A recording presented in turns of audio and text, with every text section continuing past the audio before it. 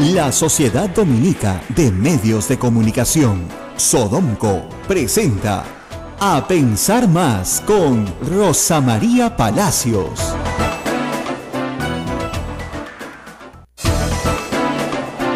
Hola, buenos días. Hoy es martes 11 de abril del año 2017. Aquí se inicia A Pensar Más con Rosa María Palacios. Bueno, muy bien, muy buenos días, cada día con su afán, ¿no? Así es. Así tiene que ser, eso decía Santa Teresa, creo. Y hoy día el afán de la prensa, por supuesto, es el presidente Lula de Brasil, el expresidente brasilero, que finalmente ha sido descubierto por el delator, si quieren, Marcelo Odebrecht, el presidente de la compañía Odebrecht, que finalmente señaló que efectivamente él entregó al expresidente Lula una coima de 4.15 millones de dólares, 4.150.000 dólares. Este testimonio ubica esta coima entre el 2012 y el 2013. Y los pagos al expresidente fueron en efectivo y figuraban en la contabilidad de la firma bajo el nombre Amigo. Entonces, con este testimonio, obviamente hay que encontrar en la contabilidad de la firma eso, etcétera, etcétera, etcétera. Y también otras investigaciones periodísticas que demostraban ciertos signos exteriores de riqueza de Lula que eran incompatibles con sus posibilidades económicas, muestran que el presidente Lula recibió dinero después de ser presidente. Ahora, ahí también hay que ver la ley brasileña y estudiar un poco a cambio de qué, a cambio de beneficios en el gobierno de Dilma, es posible, y luego es verdad que Lula actuó como un embajador de las empresas brasileras de construcción. Lula viajaba al Perú, hablaba con Alan García, Lula viajaba al Perú, hablaba con Humala, viajó muchísimas veces a Venezuela, hay obra pública de Odebrecht regada por todo el continente, en la cual se señala claramente que la intervención del presidente Lula estuvo ahí en calidad ciertamente de embajador. Es más, la embajada de Brasil en el Perú, a diferencia de las nuestras afuera, funcionaban como grandes promotores de los intereses de las empresas brasileñas en el exterior. Y las empresas brasileñas más fuertes en el exterior eran finalmente las constructoras. Entonces, esta revelación que se sospechaba desde el inicio, pues lo que hace es confirmar ya con fundamento jurídico una acción penal contra el expresidente Lula. Yo recuerdo que cuando metieron preso a Marcelo Odebrecht en junio del año 2015, ya van a ser 2 años, el padre de Marcelo Odebrecht, Norberto Odebrecht, dijo: si meten preso a mi hijo, deberían hacer también una celda para Dilma y para Lula. ¿Te acuerdas? Sí, claro. Y casi todos los presidentes de Latinoamérica también tendrán que ir presos. Entonces yo creo que eso es lo que estamos viendo ahora. Estamos viendo lo que fue un augurio. Nadie pudo confirmar, tú sabes, la cita. Claro. Yo traté de buscar confirmación para la cita, pero nunca pude encontrarla. Pero por lo menos trascendió que eso fue lo que dijo. Entonces sí hay ahí una clara intención, ¿no es cierto?, de sobornar a un presidente. No es por nada, pero qué barato, ¿eh? Qué barato era Lula. Nuestro presidente Toledo pidió 35 millones de dólares y le dieron 20 nomás. Hasta ahora, el presidente que más dinero ha recibido de la corrupción brasilera es Alejandro Toledo. Es una cosa fascinante. Estamos hablando del continente, ¿eh? Del continente. Sí. Hasta ahora, probado Alejandro Toledo. Ahora, no le han probado los 20, le han probado 9 aproximadamente. ¿No? Una cosa es lo que se dice y otra es la que se hace, pero sí, efectivamente, hay ahí una cantidad de dinero todavía por definir, ¿no? Los gobernadores regionales, entre los procesados y los que están en investigación hoy, pues constituyen un ramillete impresionante, ¿no es cierto?, de personas con indagaciones por corrupción. Y eso es a nivel de gobiernos regionales y todavía falta municipalidades provinciales. Entonces, sí, como digo yo, estamos empezando. Aquí hay muchísimo. Hay, por supuesto, casos como el caso de Chilca, que no tiene nada que ver con la corrupción de Odebrecht, pero tiene que ver, sí, con lo que explicábamos la semana pasada. Con toda la instalación, digamos, industrial que hay hoy en Chilca, el tráfico de terreno se ha vuelto un negocio pues rentabilísimo para las mafias. Claro. El terreno vale hoy mucho más porque las industrias ubicadas en Chilca han hecho que sean más valiosos. Por lo tanto, este alcalde trafica, ¿no es cierto?, con terrenos, se vuelve rico usurpando terrenos y dándoles una validez jurídica, claro, ¿no? le da valor a los terrenos para luego facilitar esta situación. Claro, una titulación falsa, si quieres, basada sobre el delito, pero que la ley le permite, ¿no es cierto? ¿Pero por qué? Porque la empresa privada se había colocado en Chilca y el hecho que de esa zona hasta Asia, hoy la expansión de Lima hacia el sur es una expansión valiosa. ¿Y por qué pasa esto, Rosa María? ¿Por qué la ley, tenemos que decir en algún momento que la ley permite esto? ¿O son omisiones, son situaciones que no se habían previsto? Es que, mira, a nadie en su sano juicio se le ocurre que el alcalde es un ladrón. ¿Te das cuenta? Tú no dices, vamos a hacer una ley, ¿no? Claro. Donde una ley orgánica de municipalidades donde vamos a presumir de plano que el alcalde es un ladrón. Entonces, ¿tú qué haces? Le das competencias pues al alcalde, ¿no? Entonces, el alcalde es competente para, no sé, plantear el diseño urbano de su localidad, ¿ya? ¿Cómo no va a ser competente para eso? Para formular su plan de ordenamiento territorial. Y así el consejo de una municipalidad distrital no puede aprobar la zonificación, ¿no es cierto?, en discusión con la provincial, ciertamente, ya pues, ¿para qué es alcalde? ¿No? Ahora, hay una propuesta que a mí me parece interesante, que la he visto ahora en Quito, que se ve en Bogotá, que es tener un solo alcalde para toda la ciudad. Uy, ahorita salen todos a matarme. No, un solo corrupto, no. Un alcalde, digamos, provincial. Para todas las jurisdicciones. Bogotá solo tiene un alcalde, claro. Quito solo tiene un alcalde. Entonces pueden hacer obras realmente importantes para la ciudad, porque manejan muchísimo presupuesto. No des ideas, te dirán por ahí. No des ideas, Rosa María. No, manejan educación y salud. Claro. O sea, a ese nivel. Entonces, funcionan más como lo que nosotros conocemos como un gobierno regional. Correcto. Para el tamaño, ¿no? Para el tamaño de la densidad, etcétera, de la población. Lima tiene 42 distritos, donde el reparto de coimitas está diversificado. Cañete, que es la provincia a la que pertenece Chilca, tiene no menos de 10 distritos también. Y con mucha, como está muy cerca Lima, y con gran expansión urbana de Lima hacia el sur, claro, porque tienes buena autopista, porque tienes una serie de infraestructura que te genera plusvalía, ¿no es cierto?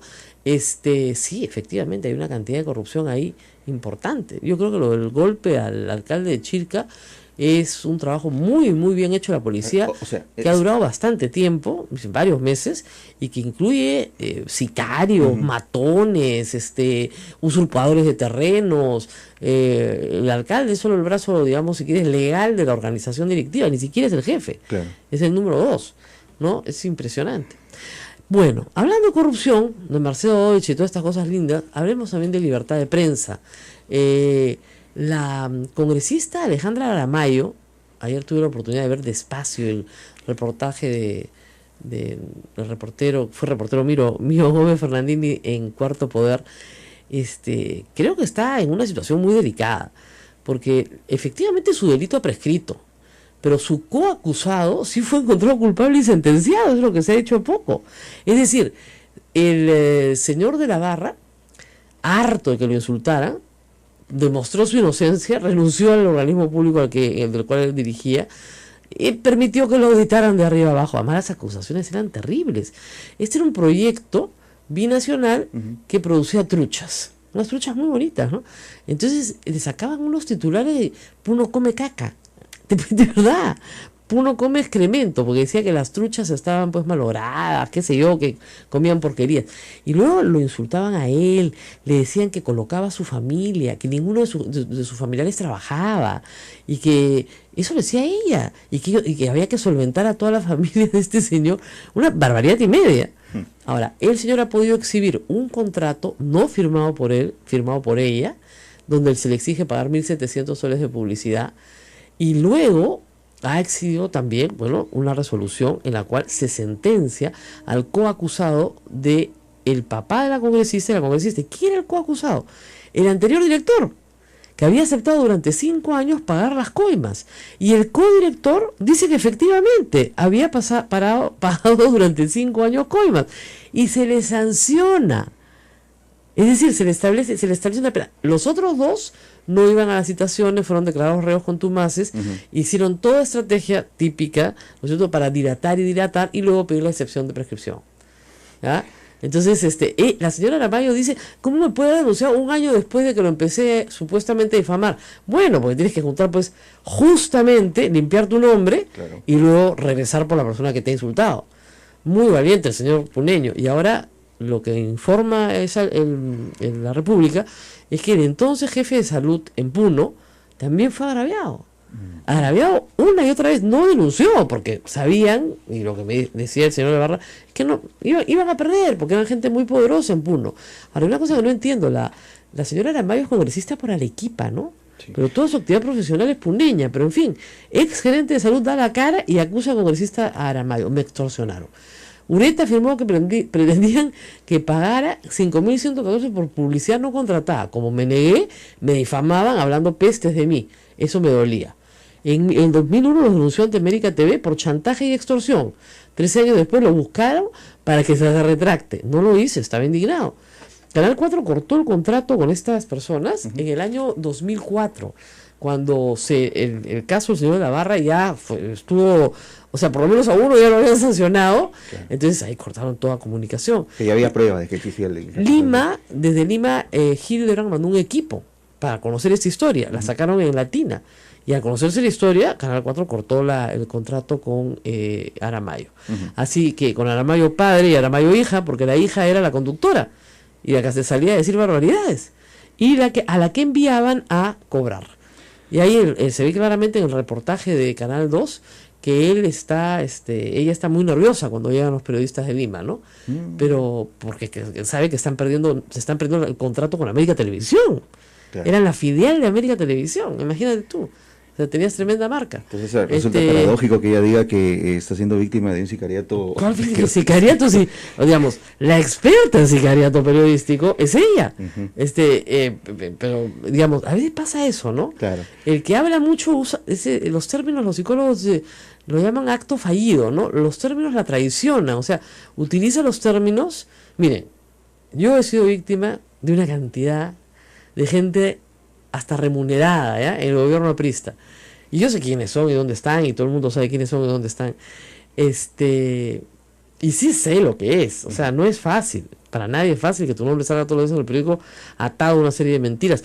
Hasta ayer había una persona que escribía de nuevo, un troll, ¿no? ¿Cuánto te pagó Odebrecht? Yo decía, pucha, dile a tu empleador, ¿ya? Que se busquen una nueva, ¿ya? Que me inventen una amante, que me hagan otra cosa, pero... Ya, ¿cuánto me paga Odebrecht? Nunca he tenido relación alguna con Odebrecht en mi vida, ni con ninguna otra empresa brasilera en el Perú.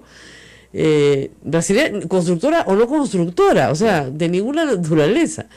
Entonces, mi sorpresa es que ella haría algo así como: yo soy víctima de un sicariato periodístico.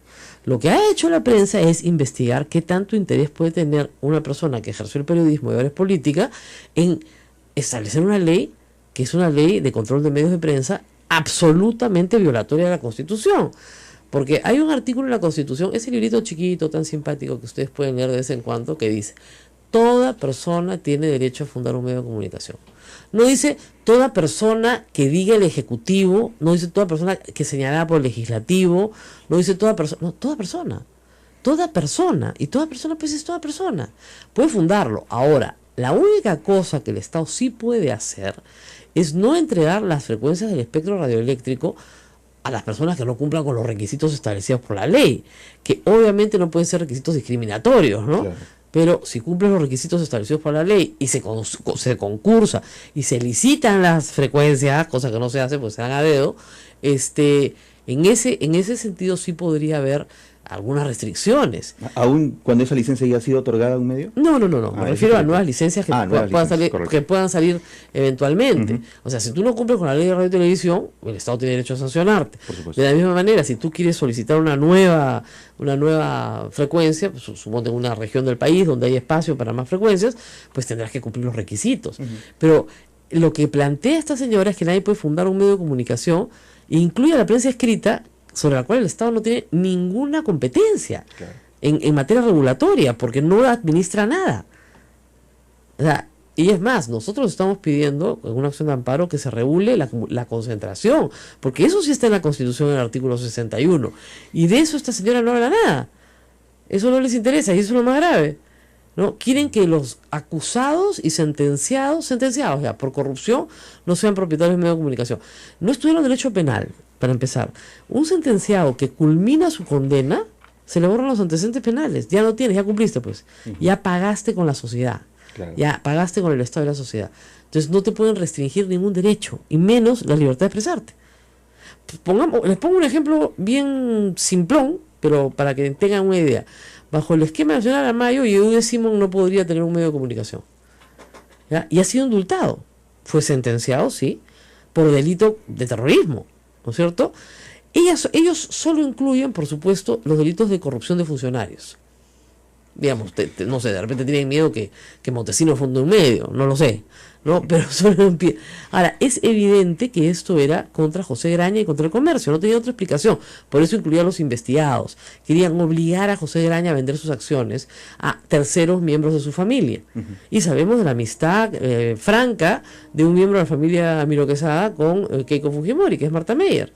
Entonces es muy sospechoso que dos congresistas estén promoviendo un proyecto para que un accionista del del Diario del Comercio tenga que vender su participación accionaria, ¿no es cierto? Porque le prohíben ser accionista, específicamente accionista, por estar investigado.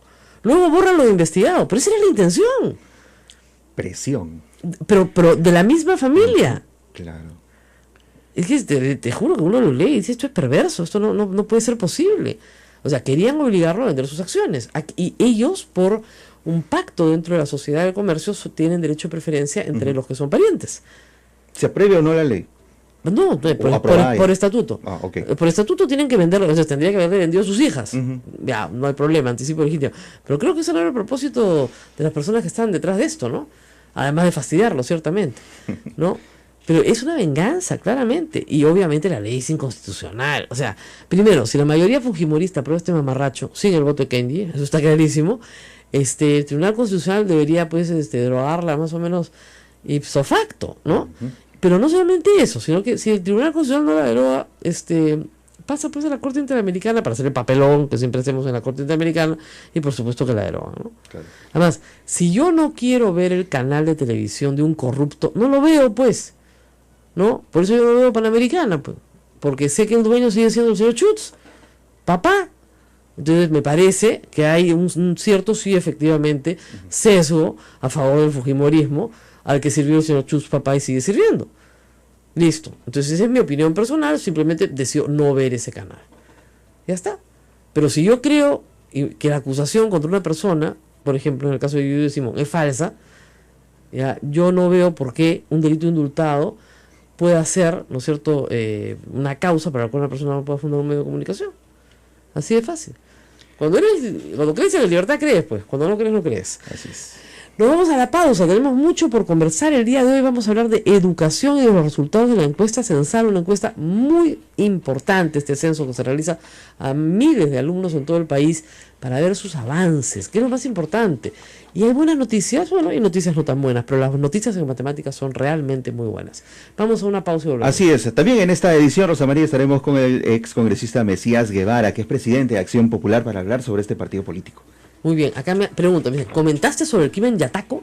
¿Qué pasó realmente? Disculpen, las policiales no las vamos a ver en estos días, ¿ya? Estamos concentradas en temas de orden público. Creo que es un crimen horrendo, pero que corresponde a las autoridades policiales y criminalísticas determinar qué pasó y sancionar a los responsables. Ese crimen, como otros que suceden todos los días en nuestro país, merecen condena, pero tienen que estar en manos de profesionales. Lo único que sí les puedo decir es que me parece un circo que haga una reconstrucción con 30 o 40 periodistas corriendo detrás de un asesino. Podrían ser más discretos la fiscal, podrían ser más discretos la gente de criminalística y hacer una reconstrucción sin presencia de toda la prensa, que no es necesaria para una reconstrucción. Al contrario, estorba y genera una sensación de desorden absoluto. Esa reconstrucción se puede hacer perfectamente de madrugada sin prensa, pero quieren hacer el showcito, ¿no es cierto?, de que están trabajando. Y lo único que hacen es un papelonazo. Yo no me ocupo de papelones. Vamos a la pausa y volvemos. Esto es A Pensar Más con Rosa María Palacios. Volvemos. Sodomco, Sociedad Dominica de Medios de Comunicación.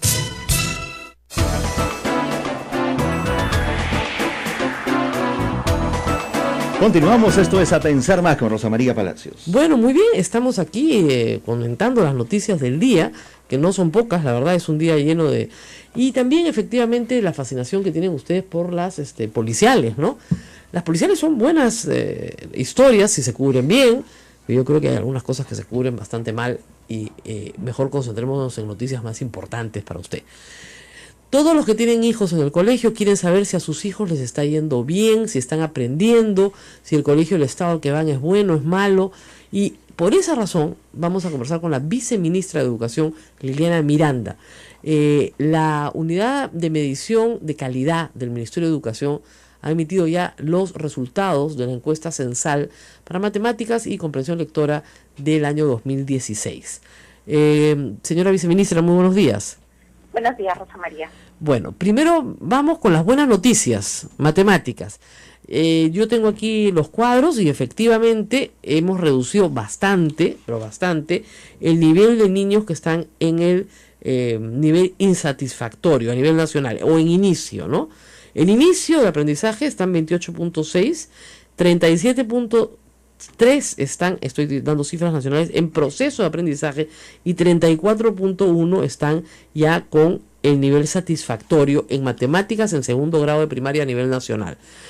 ¿Qué significa esto en mejora? ¿De dónde veníamos? Veníamos de varios años donde en el caso de matemática había un rezago. Habíamos tenido incrementos bastante pequeños en el caso de matemática, a diferencia de lectura, donde en los últimos años la competencia de lectura se había incrementado de manera importante, ¿no? O sea, el año pasado ya casi la mitad de nuestros estudiantes había alcanzado las capacidades establecidas en nuestro currículo nacional para el grado en esta competencia. Así es, parece que el plan lector había sido, digamos, un instrumento mucho más eficaz en varios años ya, creo que tiene más de 10 años de implementado, que las medidas tomadas en matemáticas. ¿Cómo explica entonces ahora el incremento en matemáticas? ¿Por qué se ha incrementado? Y en algunas regiones de manera espectacular, como en Tacna, por ejemplo, o en Moquegua, que ya venía siendo alta, ¿no?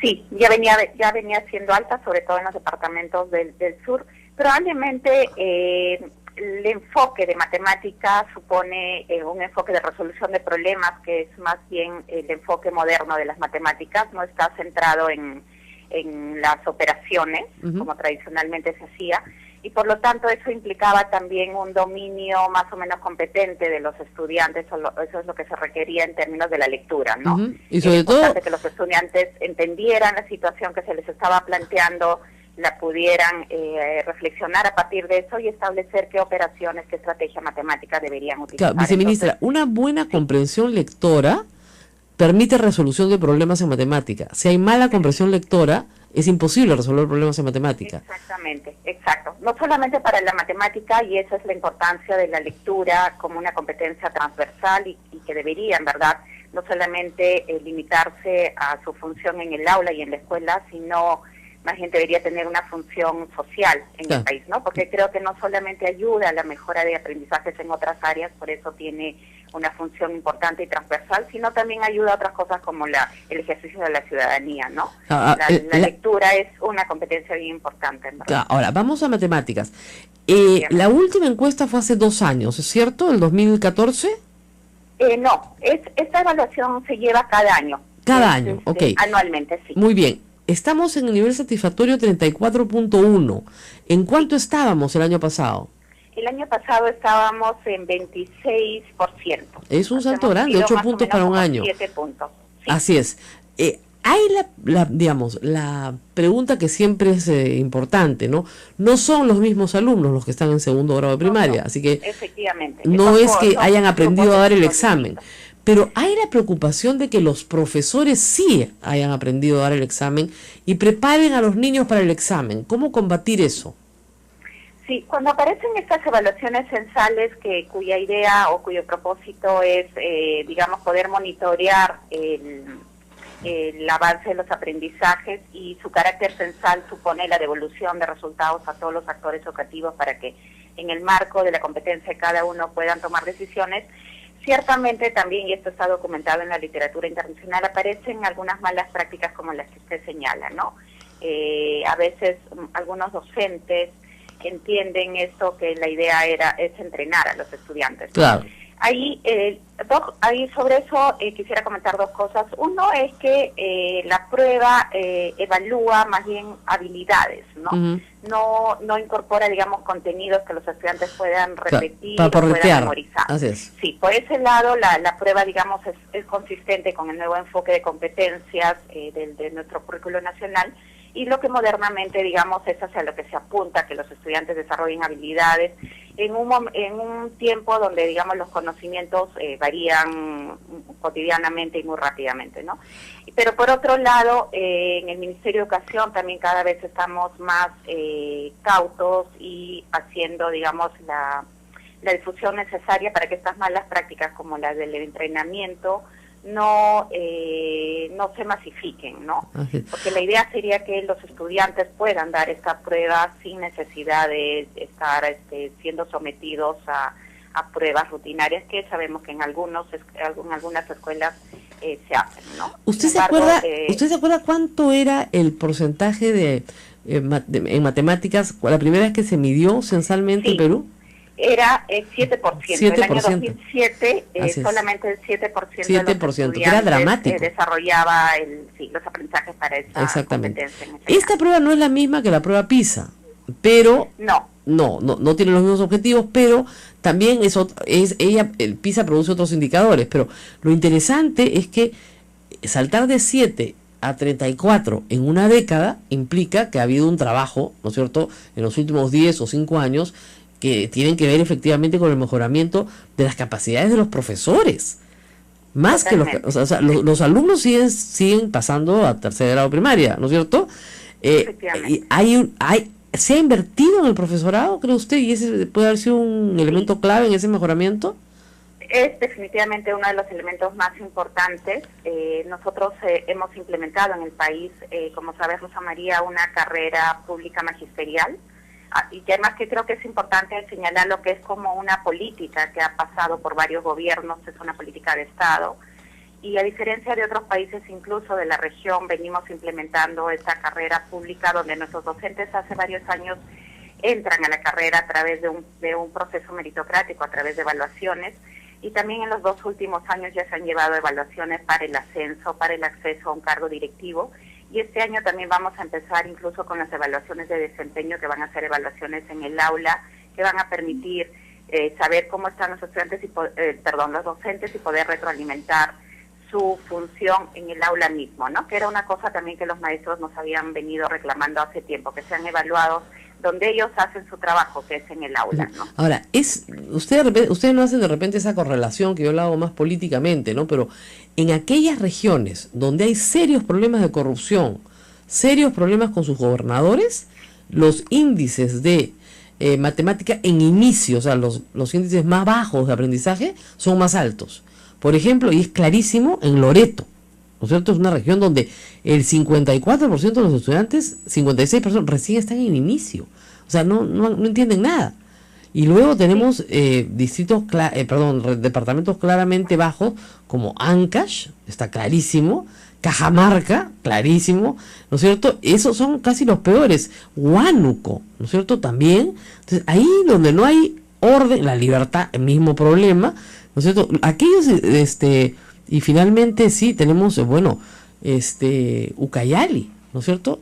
Ahí los departamentos que tienen problemas de orden, ¿no es cierto?, se reflejan en los resultados desastrosos de aprendizaje de sus niños de segundo grado. ¿Usted cree que hay una correlación entre una cosa y otra? El aprendizaje yo creo que tiene que ver con 2 factores. Uno, digamos, son los que usted señala, que es todos estos factores, digamos, institucionales y de gestión, y otros son que también no debemos perder de vista las condiciones socioeconómicas y diferentes, digamos, que tienen las regiones, ¿no? Probablemente el servicio educativo en Loreto, en Ucayali, resulta de operarlo es mucho más complejo de operarlo que en zonas como Tacna, Tumbes. Sin embargo, no dejas de tener razón en el sentido de que sí podemos hacer comparaciones entre grupos de regiones y, por ejemplo, Tacna, Moquegua tienen un contexto parecido a Tumbes, ¿no? Claro. Y uno esperaría que los resultados de Tumbes sean parecidos a Tacna, similares. Y efectivamente Tumbes en los últimos años ha tenido un proceso complejo en términos de gobernadores con no, lo de Tacna es denuncias, para ¿no? estudiar, o sea, el 64% de los niños ya están en el nivel satisfactorio y solamente tiene un 8%. Y en lectura casi el 77%. ¿no? Así es, entonces es como para ir a Tacna y averiguar qué está pasando aquí, sí. ¿Por qué nos está yendo tan bien? ¿No es cierto? Ir también a Loreto y preguntar, oiga, ¿por qué nos está yendo tan mal? Sí, ¿no? efectivamente. Esas experiencias siempre son muy interesantes de averiguar qué es lo que está pasando. Ahora, sí, en comprensión lectora se ha bajado, esas son las malas noticias. Se ha bajado de cuánto a cuánto, porque nos iba mejor en comprensión lectora, porque ahí sí el promedio nacional establecía que 6.3 están en este año en el nivel de inicio, o sea, hay un 47% que entiende algo lo que lee y un 46% que está bien, que sí entiende todo lo que lee. ¿De cuánto baja? ¿Por qué ha bajado? Creemos, básicamente, a ver, la explicación más estadística es que ha bajado, los que han bajado más, o bueno, en todo caso, las escuelas estatales se han mantenido, digamos, no ha habido variación en sus aprendizajes, pero el grupo de escuelas que ha bajado son las escuelas privadas. Eso es lo que ha jalado un poco el promedio nacional. Se mide escuela pública y privada en estas encuestas censales. En esta evaluación entran tanto escuelas públicas como privadas. Como sabemos, en los últimos años las escuelas privadas cada vez son un sector mucho más heterogéneo también. Así es. Ha crecido mucho la oferta privada en el país, sobre todo en las grandes ciudades, como Lima, Arequipa, Piura, Chiclayo. Y por lo tanto también ahora tenemos escuelas con distintos niveles, digamos, de servicio en términos de calidad, ¿no? Entonces hay las escuelas buenas, que atienden a sectores probablemente altos y medios, que siguen teniendo, digamos, indicadores de calidad. Sin embargo, hay un conjunto de escuelas, y esto es un poco lo que explica esta caída en los resultados de lectura este año, que sí tienen ofrecen, digamos, incluso sus indicadores de aprendizaje son mucho más bajos que las públicas de iguales contextos, ¿no? Sobre todo son las escuelas que están ubicadas en sectores más medios bajos y bajos, ¿no? Exacto, y eso es lo que ha jalado el promedio hacia abajo. El año pasado, ¿cuánto tuvimos en el nacional en satisfactorio? En el nacional, en 2015, sí, teníamos casi 50%. Ah, ha bajado 4 puntos. Sí, o sea, ha bajado 3.4 y las privadas bajaron 10 puntos, ¿no? Claro. Este año. Lo cual implica una atención mayor, creo, del Ministerio a la educación privada de baja calidad. Sí, efectivamente, creo que acá hay que reforzar, hay que volver a mirar los procesos de claro, y una advertencia a los padres, ¿no? Escuelas, ¿no? Ahora, ¿qué pasa? Probablemente, viceministra, por una razón tal vez de prejuicio, muchos padres creen per se que la escuela privada es mejor que la pública, lo cual no es necesariamente cierto. Pero al haber puesto a sus hijos en escuelas privadas, ya la oferta del Estado se ha reducido. Entonces, ya la oferta no existe, porque simplemente la demanda se fue. Y el problema es que si esos padres quisieran cambiar hoy a sus hijos a una escuela pública, no lo pueden hacer porque no hay. Ya, Lima es mitad público a mitad privada. Sí, en términos de matrícula, efectivamente. ¿Perdón? Sí, en términos de matrícula, Lima efectivamente casi tiene la mitad de su matrícula en la escuela pública y la otra mitad en privada. Y supongamos que, no sé, pues un 10% de esa matrícula de la escuela privada quisiera ir a la pública, no tiene dónde ir. Todavía creo que hay márgenes. El año pasado, efectivamente, y por ejemplo, la Dirección Metropolitana de Lima, la Dirección Regional de Lima Metropolitana estuvo haciendo todo un trabajo de difusión, justamente señalando algunas escuelas que todavía tienen posibilidades, digamos, vacantes para estudiantes, ¿no? Pero como tú señalas, probablemente hace muchos años, cuando todavía teníamos muchos más problemas, la educación estaba atravesando por una seria crisis, muchos papás llevaron a sus hijos a la escuela privada pensando que era mucho mejor que la pública, pero en los últimos años, con la inversión que se ha hecho, con las mejoras en muchos factores que se ha venido haciendo, obviamente todavía estamos lejos de lo que deberíamos ofrecer.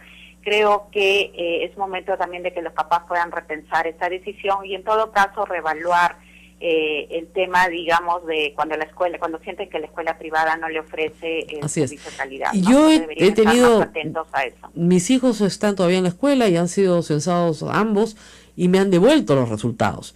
¿Ustedes le devuelven los resultados a todos los padres?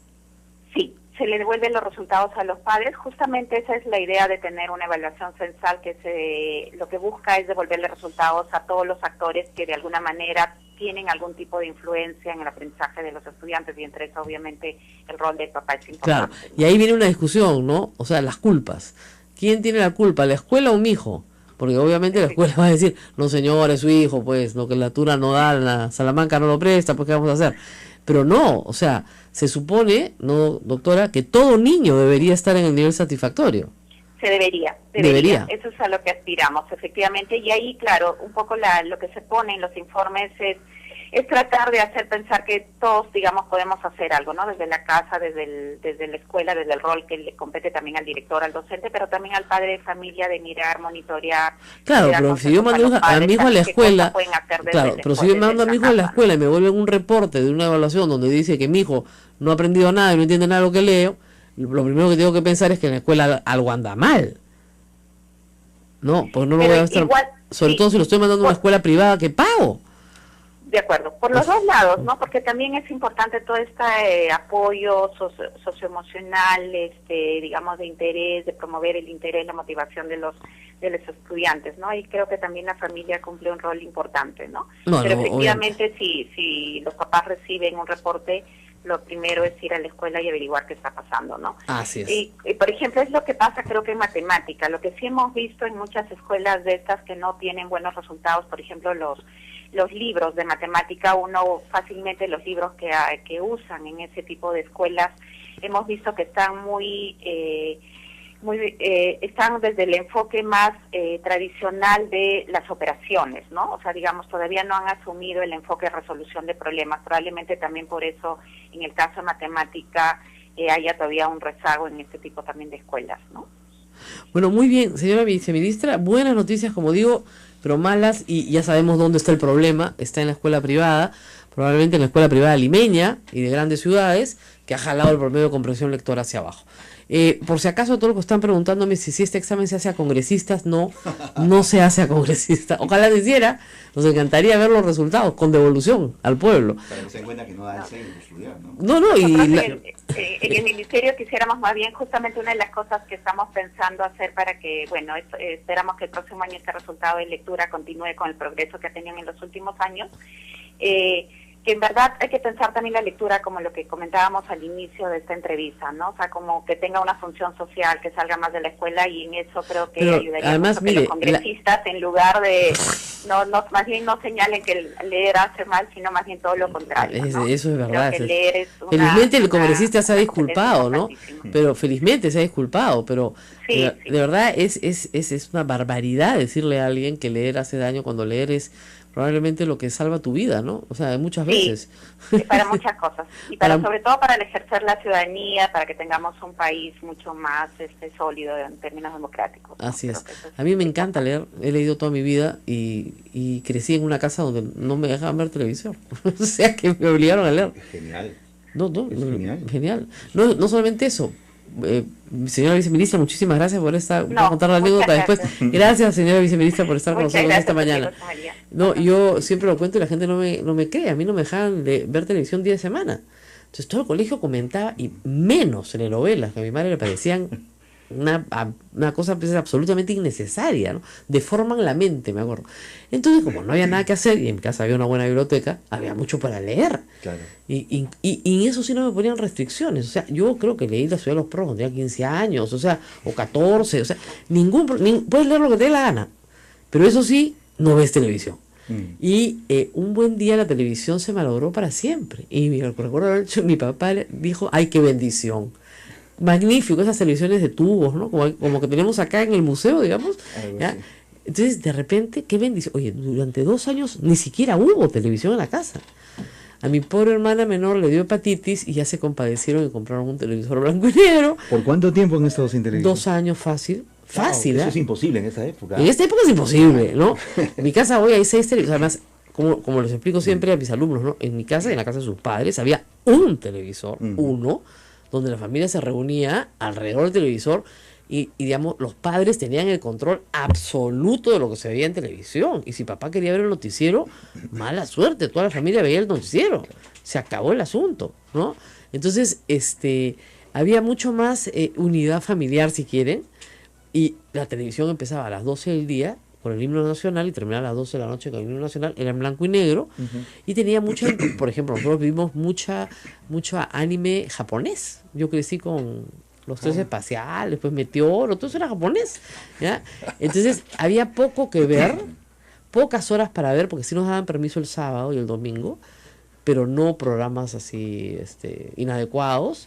Entonces yo solamente vi el Tío Johnny a Gogó, porque era los viernes de la tarde, nunca vi la producción normal, ¿ya? Bueno, la lectura reaviva la imaginación. A veces la televisión pretendía de alguna forma cubrir esa necesidad, pero no lo hacía bien, pues. Ese es Entonces el yo tema, creo ¿no? que a la lectura, a eso voy, tiene una función lúdica. Por supuesto. Lúdica, o sea, te entretiene. O sea, a un niño lo entretienes leyendo. Un niño que aprende a leer y le gusta leer, se te pasa horas leyendo y le hace mucho bien. Porque cuando tú lees, abstraes. Entonces, esa abstracción en tu mente hace que, o sea, tú no ves la imagen, pero tú al leer ves la imagen en tu mente. Tienes una reconstrucción visual perfecta.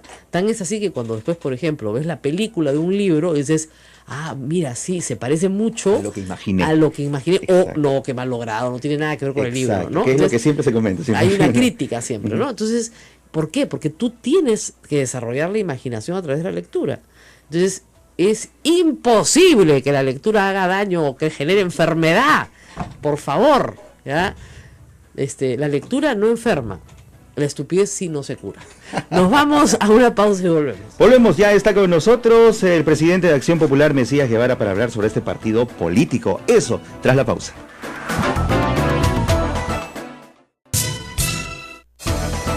Esta es la Sociedad Dominica de Medios de Comunicación, presentando a Pensar Más con Rosa María Palacios en Radio Santa Rosa en Lima, Radio Santo Domingo Chimbote, Radio San Martín Arequipa, Radio Veritas RTV Cusco y también a nuestras emisoras hermanas dominicas, Radio Cepagua Ucayali, Radio Quillabamba La Convención y Radio Madre de Dios en Puerto Maldonado. Hay que destacar que Radio Santa Rosa en su página de Facebook tiene en estos momentos la transmisión en vivo en Facebook Live, Rosa María.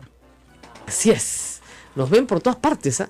Y lo divertido es que no podemos pedirlo. Hay saludos y comentarios también allí. Claro, podemos verlo por Facebook Live. También nos pueden escuchar, y mucha gente lo hace por un app en su teléfono. La mayoría de la gente que se va a trabajar nos está escuchando por un app en su teléfono, sobre todo los estudiantes. Y tenemos un grupo de seguidores que entran más tarde. Sí. Ismael es muy puntual, a las 10 de la mañana cuelga el programa. Ajá. Debo decir algo con eso. Ayer, ya sé dónde ibas. Ayer hubo un inconveniente con el tema de ancho de banda de internet. Y luego desde la mañana aquí en la radio, incluso por eso no transmitimos en Facebook Live, y también se demoró un poquito bastante. La colgada. Y se quejan, ¿por qué no cuelgan el programa? Un momentito, un poco de respeto. Son factores externos. Es gratuito, o sea, cálmense, chicos, lo vamos a hacer de todas maneras. Pero el programa se cuelga en la página Sodomco. La palabra mágica es Sodomco. En ¿ya? YouTube, así es. En YouTube, busquen YouTube Sodomco y ahí están todos los programas. Y entran miles de personas en la tarde, a veces en la noche, y nosotros nos quedamos muy sorprendidos. O sea, en realidad creo que nos escuchan tanto como a RPP, pero no nos hemos dado cuenta. Y no tenemos publicidad. Peregrinaciones sí, por Semana Santa, rifas, pero aquí publicidad muy poca. Y eso es algún día alguien va a escribir una tesis sobre este radio, la verdad. Pero bueno, vamos a nuestro tema no tan feliz con Acción Popular. El presidente del partido, Mesías Guevara, está con nosotros preocupado. Se ha emitido un comunicado de prensa expresando una enorme preocupación porque el partido está al borde de la extinción. Porque el Jurado Nacional de Elecciones determinó que todas las autoridades, menos el presidente y la secretaria general, la vicepresidenta, tenían que estaban mal elegidas o no estaban, su inscripción no estaba adecuada a los estatutos, por lo tanto no existían. Tienen que convocar a nuevas elecciones y sin embargo la OMPE, a la cual han pedido auxilio, también les pone observaciones. Entonces, si no eligen a sus nuevas autoridades en un plazo perentorio, el partido puede disolverse, ¿no es cierto? Y acusan a ex dirigentes, militantes por cierto, pero ex miembros de la dirigencia del partido, de crear una mafia que pretende adueñarse del partido. O sea, la cosa es grave. A ver, cuéntenos un poquito qué es lo que está pasando. Muy buenos días. Hola, ¿qué tal? Buenos días. Un saludo cordial para todo el pueblo peruano que nos escuchan. En primer lugar, ofrecer mis disculpas a la militancia del partido a nivel nacional. Somos cerca de 200.000 Nosotros, Rosa María, todo este tema lo hemos estado, digamos, manejando internamente. El doctor Javier Arias Estela, hace un año, después que acabó la primera vuelta, nos sentamos e iniciamos una ronda de conversaciones con los diversos miembros del comité político. A tal punto de que con Víctor Andrés García Belaunde, con quien tenemos unos serios cuestionamientos hasta casi personales por parte de él. Públicos y notorios, como dirían los expedientes. Incluso con él, consciente de la realidad del partido, nos sentamos con Arias Estela y acordamos que estos temas no deberían de verse fuera del partido y al contrario, buscar. Por eso la última conversación que tuvimos acá, yo le dije que ya estábamos en vistas de una solución. Así es, que iban a ir a un proceso electoral, escoger sus elecciones, sus porque autoridades. Ya íbamos en ese camino. Yeah. Pero sin embargo, el señor Edmundo del Águila Morote, el papá del congresista, se opuso radicalmente a este diálogo porque la idea era reunirnos, sentarnos todos y renovar el comité electoral de manera concertada, de manera consensuada, y que ese comité electoral luego convoque a un proceso electoral.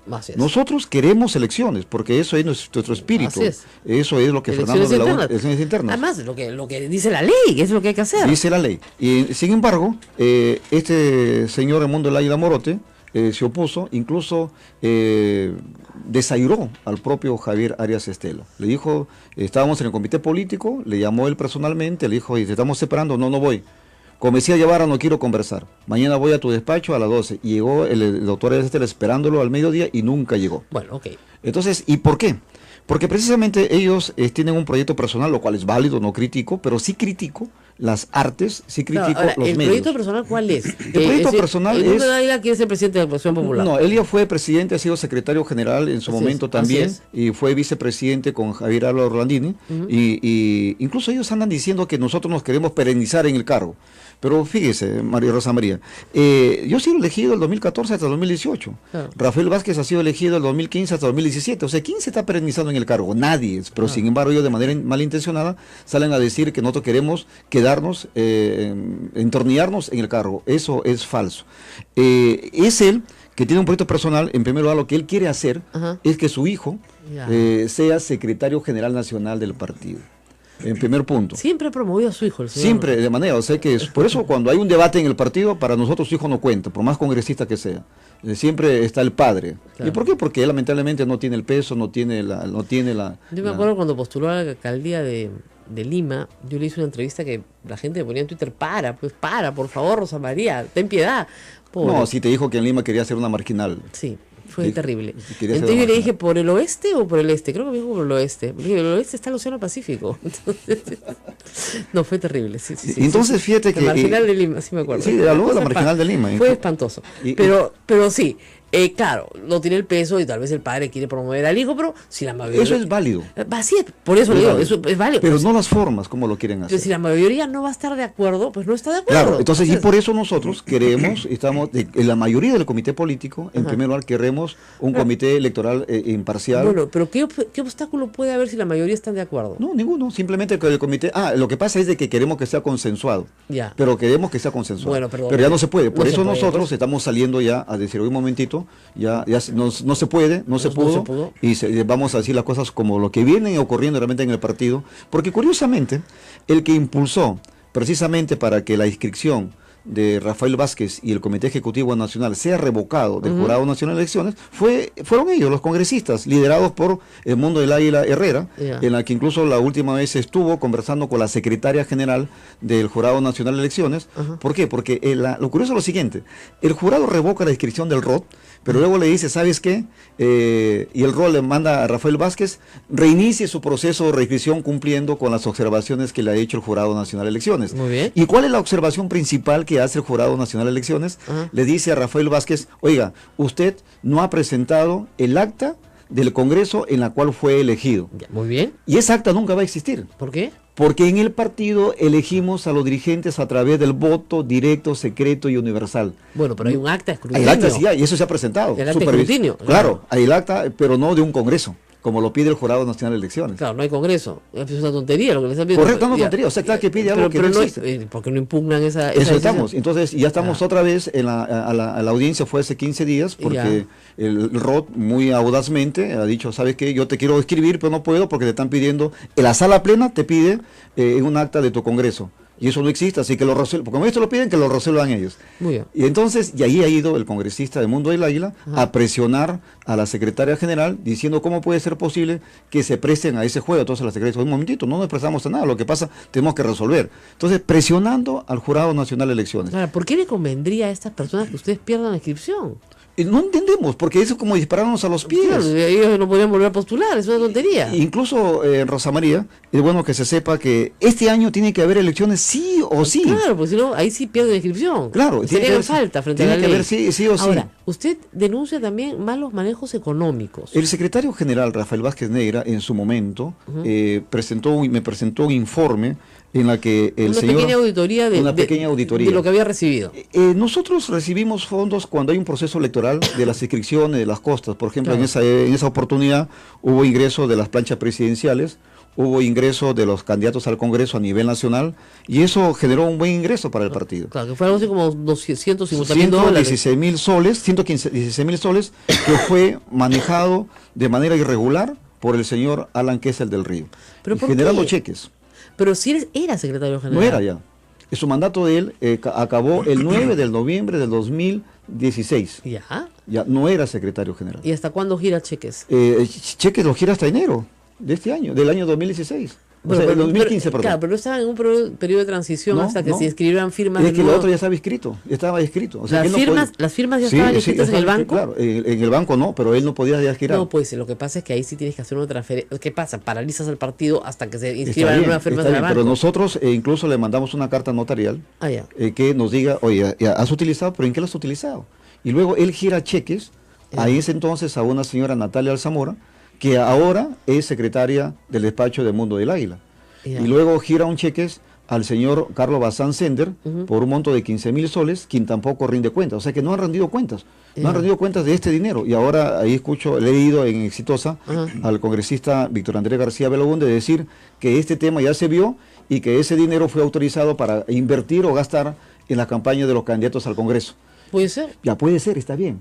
Supongamos que es cierto eso. La pregunta es, ¿lo declararon en la OMPE? No lo creo, porque todos son muy desordenados. Entonces no la han no solamente ustedes, no, por eso, todos son desordenados. Por eso, entonces no declararon a la OMPE en principal ese gasto, y en segundo lugar, ¿quién autorizó que ese dinero que es del Comité Nacional Electoral sea gastado en candidaturas personales de ciertos candidatos al Congreso? Claro. Es decir, eso no está bien, pues. No está bien, entonces eso queremos que se aclare. Claro. ¿Y usted ya era presidente del partido en ese momento? Yo era presidente del partido. ¿Y eso pasaba bajo sus narices y usted no se da No, cuenta? lo que pasa es que en este caso el que tiene toda la autoridad de representación legal es el secretario general. Pero sin embargo nosotros estábamos en pleno proceso. ¿Desde cuándo sabe usted esto? Esa carta a mí me llega el año pasado, en mayo del año pasado. O sea, hace un año que usted así, pero nosotros, como te digo, decidieron hacer las cosas sin pelearse en público. Sin pelearse en público. Sí, ya, bueno, no se puede. Pues. No se puede, incluso ellos... Ahora, lo acusan a usted de querer a usted apoderarse del partido. Claro, es que yo soy secretario general, presidente del partido hasta el 2018, y entregaré el partido a quien me suceda de manera democrática. Claro. Y incluso ellos también dicen... Usted tiene un proyecto político propio, no quiere que Barrenechea sea candidato. Ahora, es evidente que, me parece a mí, hasta hace 2 semanas, Víctor Andrés García Belaúnde estaba promoviendo la vacancia de por lo menos vicepresidente de la República. Es decir, quería censurar al vicepresidente de la República, al que lo llamó vendepatria, ladrón, etcétera. Promovió su interpelación para conseguir su censura y también para inhabilitarlo como vicepresidente en el camino a la vacancia. Y era bajar el alianza y él creo que imaginaba que Barrenechea podía ganarle a Keiko Fujimori en un escenario electoral para el próximo año. Obviamente todo esto es un disparate, pero en la cabeza de Víctor Andrés García Belaúnde, que quería meter preso al presidente de Sedapal porque no le daban agua en su casa, lo cual también era otro disparate, ha cesado. Desde que parece que le dijeron, oye, no puedes meter preso al presidente de Sedapal porque tiene que cerrar pues la tarjeta porque está recibiendo piedras y lodo y cañas. Ahí ya se calmó. Y de ahí no me hemos vuelto a escuchar. Y bueno, PPK subió 10 puntos, por si acaso, según Datum. Vamos a ver qué dicen las otras encuestadoras. De ahí no lo hemos vuelto a escuchar. Bueno, en ese tema de lo que él, su actuación, nosotros hemos hecho públicos, yo me quedé presidente, es deslindado radicalmente con ese tipo de actitudes. En primer lugar, tenemos a un gobierno recién prácticamente elegido, que tiene pocos meses en el gobierno, no cumple ni un año, había bajado 30%, una inestabilidad política general. No, ya subió 10, No, ese entonces había bajado, sí. Había bajado hasta 30%, ahora ha subido, pero sin embargo eso atentaba contra la gobernabilidad y nosotros no estamos para jugar con la democracia, y más aún con un partido como Acción Popular que siempre ha sido y ha tenido y tiene una vocación democrática y siempre apostamos por la gobernabilidad. Esperemos que se resuelva esta historia, la verdad que es terrible, y que puedan llevar a cabo un proceso electoral para elegir a sus autoridades y satisfacer al famoso ROP, el Registro de Organizaciones Políticas, que se ha vuelto en el gran elector, ¿eh? Sí. Fue el que sacó del camino a Julio Guzmán. Entonces, el ROP se ha vuelto el gran elector en el Perú. Bueno, muchas gracias, señor. Gracias, Rosa María, y por la oportunidad, y decirles a mis correligionarios otra vez, les ofrezco disculpas por lo que viene pasando el partido, pero también les invoco comprensión y que entiendan que estos temas ya no podemos ocultarlo y que realmente que se sepa. Otra, para terminar, curiosamente, como decía el congresista Mundo del Águila, se tiró abajo prácticamente él presionando a 20 comités regionales y al Comité Ejecutivo Nacional, y lo curioso y lo paradójico es y lo incoherente es que a esa misma gente que les cortó el cuello ahora va a pedirles el voto para que la apoyen en la Secretaría General Interna al 2000. Terrible, terrible. Bueno, pongan orden pues en los partidos. Hoy día nos vamos avisándoles a todos que hoy es martes de Semana Santa. La tradicional procesión dominica se realiza el día de hoy. Hace más de, creo que 400 años, ¿no? Los dominicos tienen a su cargo la procesión del día martes. Eso lo aprendí yo el año pasado. El martes santo, que no tiene procesión en otras iglesias, por supuesto, tiene procesión acá. La procesión, Ángela, ¿a qué hora sale? 5 de la tarde. 6 imágenes. 6 imágenes del templo salen, ya están en su, ahorita me voy a ver las andas, salen en procesión a las 5 de la tarde desde la Basílica de Santo Domingo, y de la Basílica de Nuestra Señora del Rosario, pero todos la conocemos como Santo Domingo, y salen en procesión en el centro. Ahí tiene un recorrido acá en el centro, y es una procesión realmente muy bonita, muy concurrida por toda la feligresía de Santo Domingo, que es mucha, y a los que no han podido asistir nunca y no quieren ir a otras procesiones, otros viacrucis durante la semana porque de repente se aglomera mucha gente, esta es su oportunidad. Es una procesión muy bonita. Y luego, por supuesto, mañana comentaremos las noticias sobre nuestro alcalde, que no se cayó, se desplomó. Nuestro alcalde, en las encuestas, según Datum, está ya en 24 su aprobación, creo, ¿no? Sí. Ya. No, lo que no entiendo es a ese 24, ¿ah? Es mucho. Exactamente, para lo que ha hecho es mucho, para lo que hemos visto es mucho. Entonces, la verdad es que yo creo que falta la investigación de la relación de OAS con el alcalde Castañeda Locio, al margen de su popularidad, ¿ya? Que puede ser 24, 34, lo que quiera, pero cuando se está discutiendo de empresas brasileñas que han cometido delitos, el alcalde tiene que responder de su relación, que está en una investigación del IDL bien clara con el presidente de OAS, para modificar el contrato de la línea María, que hasta ahora no funciona, que hasta ahora no se inaugura, que hasta ahora no sirve para nada, y hace 7 años que estamos con ese cuento. Muy bien, nos vamos a la procesión. Hasta mañana. Hasta mañana.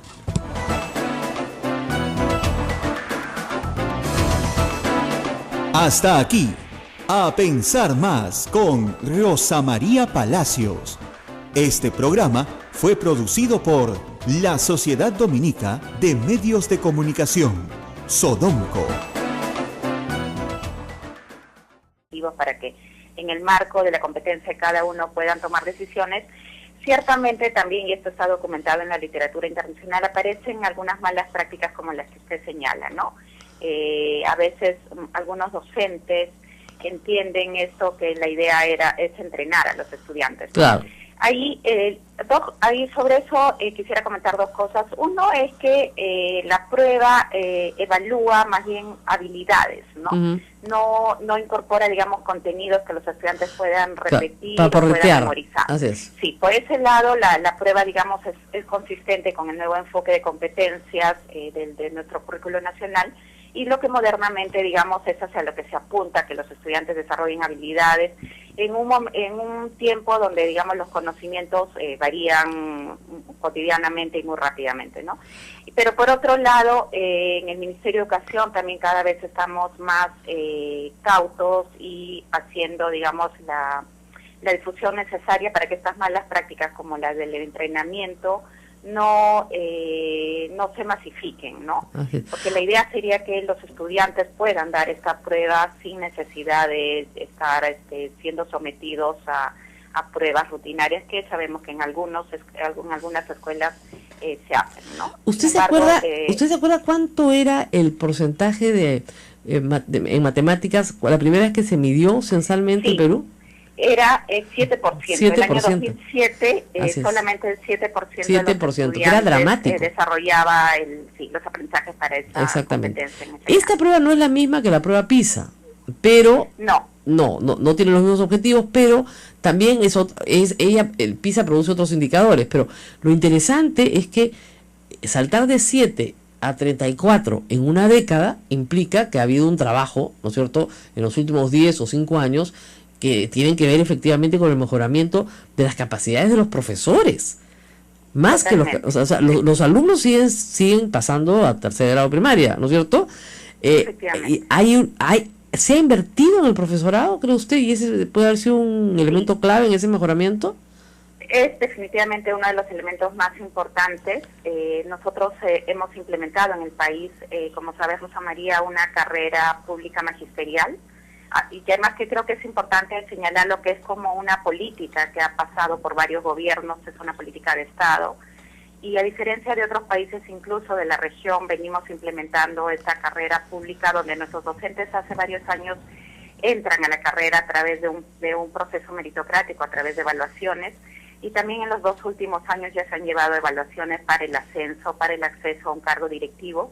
Y este año también vamos a empezar incluso con las evaluaciones de desempeño, que van a ser evaluaciones en el aula, que van a permitir saber cómo están los estudiantes los docentes y poder retroalimentar su función en el aula mismo, ¿no? Que era una cosa también que los maestros nos habían venido reclamando hace tiempo, que sean evaluados donde ellos hacen su trabajo, que es en el aula, ¿no? Ahora, ustedes no hacen de repente esa correlación que yo la hago más políticamente, ¿no? Pero en aquellas regiones donde hay serios problemas de corrupción, serios problemas con sus gobernadores, los índices de matemática en inicio, o sea, los índices más bajos de aprendizaje son más altos. Por ejemplo, y es clarísimo en Loreto, ¿no es cierto? Es una región donde el 54% de los estudiantes, 56% recién están en inicio. O sea, no entienden nada. Y luego tenemos departamentos claramente bajos, como Ancash, está clarísimo, Cajamarca, clarísimo, ¿no es cierto? Esos son casi los peores. Huánuco, ¿no es cierto? También. Entonces, ahí donde no hay orden, la libertad, el mismo problema, ¿no es cierto? Aquellos, y finalmente sí, tenemos, Ucayali, ¿no es cierto? Ahí los departamentos que tienen problemas de orden, ¿no es cierto?, se reflejan en los resultados desastrosos de aprendizaje de sus niños de segundo grado. ¿Usted cree que hay una correlación entre una cosa y otra? El aprendizaje yo creo que tiene que ver con 2 factores. Uno, digamos, son los que usted señala, que es todos estos factores, digamos, institucionales y de gestión. Y otros son que también no debemos perder de vista las condiciones socioeconómicas y diferentes, digamos, que tienen las regiones, ¿no? Probablemente el servicio educativo en Loreto, en Ucayali, resulta de operarlo es mucho más complejo de operarlo que en zonas como Tacna, Tumbes. Sin embargo, no dejas de tener razón en el sentido de que sí podemos hacer comparaciones entre grupos de regiones y, por ejemplo, Tacna, Moquegua tienen un contexto parecido a Tumbes, ¿no? Claro. Y uno esperaría que los resultados de Tumbes sean parecidos a Tacna, similares, y efectivamente Tumbes en los últimos años ha tenido un proceso complejo en términos de gobernadores con lo de Tacna es denuncias, para estudiar, o sea, el 64% de los niños ya están en nivel satisfactorio y solamente tiene un 8 y en lectura casi el 77%. Así es, entonces es como para ir a Tacna y averiguar qué está pasando aquí, por qué nos está yendo tan bien. ¿no es cierto? Ir también a Loreto y preguntar, oiga, ¿por qué nos está yendo tan mal? Sí, ¿no? efectivamente. Esos son, esas experiencias siempre son muy interesantes de averiguar qué es lo que está pasando. Ahora, Sí. en comprensión lectora se ha bajado, esas son las malas noticias. ¿Se ha bajado de cuánto a cuánto? Porque nos iba mejor en comprensión lectora, porque ahí sí el promedio nacional establecía que 6.3 están en este año en el nivel de inicio. O sea, hay un 47% que entiende algo lo que lee y un 46% que está bien, que sí entiende todo lo que lee. ¿De cuánto ha bajado? ¿Por qué ha bajado? Creemos, básicamente, a ver, la explicación más estadística es que ha bajado, los que han bajado más, o bueno, en todo caso, las escuelas estatales se han mantenido, digamos, no ha habido variación en sus aprendizajes, Ajá. pero el grupo de escuelas que ha bajado son las escuelas privadas. Eso es lo que ha jalado un poco el promedio nacional. Se mide escuela pública y privada en estas encuestas Sí, censales. en esta evaluación entran tanto escuelas públicas como privadas. Como sabemos, en los últimos años las escuelas privadas cada vez son un sector mucho más heterogéneo también. Así es. Ha crecido mucho la oferta privada en el país, sobre todo en las grandes ciudades, como Lima, Arequipa, Piura, Chiclayo. Y por lo tanto también ahora tenemos escuelas con distintos niveles, digamos, de servicio en términos de calidad, ¿no? Entonces hay las escuelas buenas, que atienden a sectores probablemente altos y medios, que siguen teniendo, digamos, indicadores de calidad. Sin embargo, hay un conjunto de escuelas, y esto es un poco lo que explica esta caída en los resultados de lectura este año, que sí tienen ofrecen, digamos, incluso sus indicadores de aprendizaje son mucho más bajos que las públicas de iguales contextos, ¿no? Sobre todo son las escuelas que están ubicadas en sectores más medios bajos y bajos, ¿no? Exacto. Y eso es lo que ha jalado el promedio hacia abajo. El año pasado, ¿cuánto tuvimos en el nacional en satisfactorio? En el nacional, en 2015, Sí. teníamos casi 50%. Ah, ha bajado 4 puntos. Sí, o sea, ha bajado 3.4 y las privadas bajaron 10 puntos, ¿no? Claro. Este año. Lo cual Entonces, implica una atención mayor, creo, del ministerio a la educación privada de baja calidad. Sí, efectivamente, creo que acá hay que reforzar, hay que volver a mirar los procesos de claro, y una advertencia a los padres, ¿no? Escuelas, ¿no? Ahora, ¿qué pasa? Probablemente, viceministra, por una razón tal vez de prejuicio, muchos padres creen per se que la escuela privada es mejor que la pública, lo cual no es necesariamente cierto. Pero al haber puesto a sus hijos en escuelas privadas, ya la oferta del Estado se ha reducido. Entonces, ya la oferta no existe, porque simplemente la demanda se fue. Y el problema es que si esos padres quisieran cambiar hoy a sus hijos a una escuela pública, no lo pueden hacer porque no hay. Ya, Lima es mitad público a mitad privada. Y sí, en términos de matrícula, efectivamente. ¿Perdón? Sí, en términos de matrícula, Lima efectivamente casi tiene la mitad de su matrícula en la escuela pública y la otra mitad en privada. Y supongamos que, no sé, pues un 10% de esa matrícula de la escuela privada quisiera ir a la pública, no tiene dónde ir. Todavía creo que hay márgenes. El año pasado, efectivamente, y por ejemplo, la Dirección Metropolitana de Lima, la Dirección Regional de Lima Metropolitana estuvo haciendo todo un trabajo de difusión, justamente señalando algunas escuelas que todavía tienen posibilidades, digamos, vacantes para estudiantes, ¿no? Pero como tú señalas, probablemente hace muchos años, cuando todavía teníamos muchos más problemas, la educación estaba atravesando por una seria crisis, muchos papás llevaron a sus hijos a la escuela privada pensando que era mucho mejor que la pública, pero en los últimos años, con la inversión que se ha hecho, con las mejoras en muchos factores que se ha venido haciendo, obviamente todavía estamos lejos de lo que deberíamos ofrecer. Creo que es momento también de que los papás puedan repensar esta decisión y en todo caso reevaluar el tema, digamos, de cuando sienten que la escuela privada no le ofrece el servicio de calidad, ¿no? Yo he tenido, estar más atentos a eso. Mis hijos están todavía en la escuela y han sido censados ambos y me han devuelto los resultados. ¿Ustedes le devuelven los resultados a todos los padres?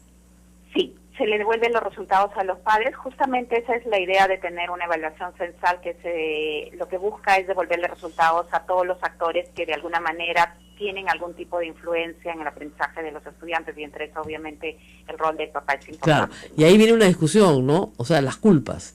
¿Quién tiene la culpa, la escuela o mi hijo? porque obviamente la escuela va a decir, no señor, es su hijo, pues, lo que la altura no da, la Salamanca no lo presta, pues, ¿qué vamos a hacer? Pero no, o sea, se supone, no, doctora, que todo niño debería estar en el nivel satisfactorio. Se debería. Eso es a lo que aspiramos, efectivamente. Y ahí, claro, un poco lo que se pone en los informes es tratar de hacer pensar que todos, digamos, podemos hacer algo, ¿no? Desde la casa, desde la escuela, desde el rol que le compete también al director, al docente, pero también al padre de familia de mirar, monitorear.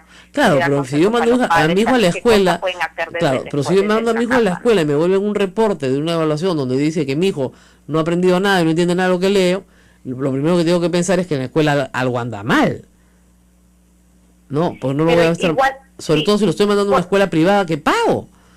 De acuerdo, por los dos lados, ¿no? Porque también es importante todo este apoyo socioemocional, digamos, de interés, de promover el interés, la motivación de los estudiantes, ¿no? Y creo que también la familia cumple un rol importante, ¿no? Pero efectivamente, si los papás reciben un reporte, lo primero es ir a la escuela y averiguar qué está pasando, ¿no? Así es. Y por ejemplo, es lo que pasa, creo que en matemática. Lo que sí hemos visto en muchas escuelas de estas que no tienen buenos resultados, por ejemplo, los libros de matemática, uno fácilmente los libros que usan en ese tipo de escuelas, hemos visto que están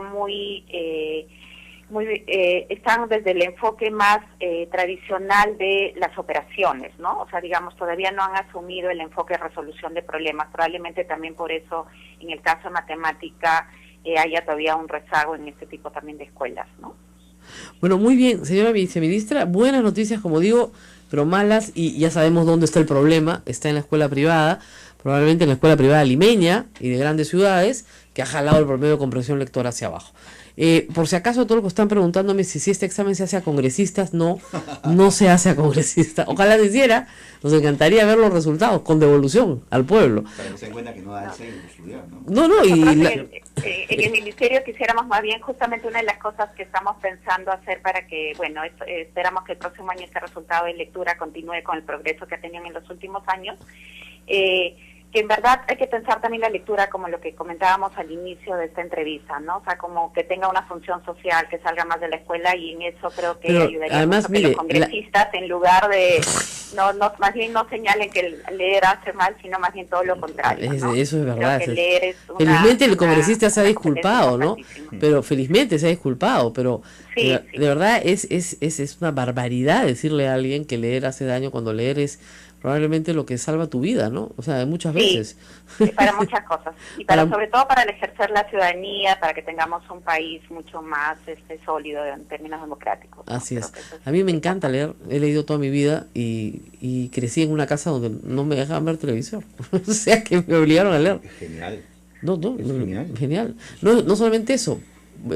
Señora viceministra, muchísimas gracias por contar la anécdota después. Gracias, señora viceministra, por estar con nosotros esta mañana. Yo siempre lo cuento y la gente no me cree. A mí no me dejaban ver televisión día de semana. Entonces todo el colegio comentaba, y menos telenovelas, que a mi madre le parecían una cosa pues, absolutamente innecesaria, ¿no? Deforman la mente, me acuerdo. Entonces, como no había nada que hacer, y en mi casa había una buena biblioteca, había mucho para leer. Claro. Y en eso sí no me ponían restricciones. O sea, yo creo que leí La Ciudad de los Perros cuando tenía 15 años, o sea, o 14, o sea, puedes leer lo que te dé la gana, pero eso sí, no ves televisión. Y un buen día la televisión se malogró para siempre. Y me recuerdo haber dicho, mi papá dijo, ¡ay, qué bendición! Magnífico, esas televisiones de tubos, ¿no? Como que tenemos acá en el museo, digamos. ¿Ya? Entonces, de repente, qué bendición. Oye, durante 2 años ni siquiera hubo televisión en la casa. A mi pobre hermana menor le dio hepatitis y ya se compadecieron y compraron un televisor blanco y negro. ¿Por cuánto tiempo han estado sin televisión? 2 años fácil. Fácil, Eso es imposible en esta época. En esta época es imposible, ¿no? En mi casa hoy hay 6 televisores. Además, como les explico siempre a mis alumnos, ¿no? En mi casa y en la casa de sus padres había un televisor, uno, donde la familia se reunía alrededor del televisor y digamos, los padres tenían el control absoluto de lo que se veía en televisión. Y si papá quería ver el noticiero, mala suerte, toda la familia veía el noticiero. Se acabó el asunto, ¿no? Entonces, había mucho más unidad familiar, si quieren, y la televisión empezaba a las 12 del día con el himno nacional y terminaba a las 12 de la noche con el himno nacional, era en blanco y negro, y tenía mucha, por ejemplo, nosotros vimos mucho anime japonés. Yo crecí con los tres espaciales, pues Meteoro, todo eso era japonés, ¿ya? Entonces había poco que ver, pocas horas para ver, porque sí nos daban permiso el sábado y el domingo, pero no programas así inadecuados. Entonces yo solamente vi el Tío Johnny a Gogó, porque era los viernes de la tarde, nunca vi la producción normal, ¿ya? Bueno, la lectura reaviva la imaginación. A veces la televisión pretendía de alguna forma cubrir esa necesidad, pero no lo hacía bien, pues. Ese es Entonces el yo tema, creo ¿no? que en la lectura, a eso voy, tiene una función lúdica. Por supuesto. Lúdica, o sea, te entretiene. O sea, a un niño lo entretienes leyendo. Un niño que aprende a leer y le gusta leer, se te pasa horas leyendo y le hace mucho bien. Porque cuando tú lees, abstraes. Harto de que lo insultaran, demostró su inocencia, renunció al organismo público del cual él dirigía y permitió que lo auditaran de arriba abajo. Además, las acusaciones eran terribles.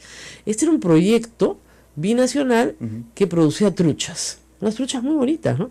Entonces le sacaban unos titulares de Puno come caca, de verdad. Puno come excremento, porque decía que las truchas estaban pues malogradas, qué sé yo, que comían porquerías.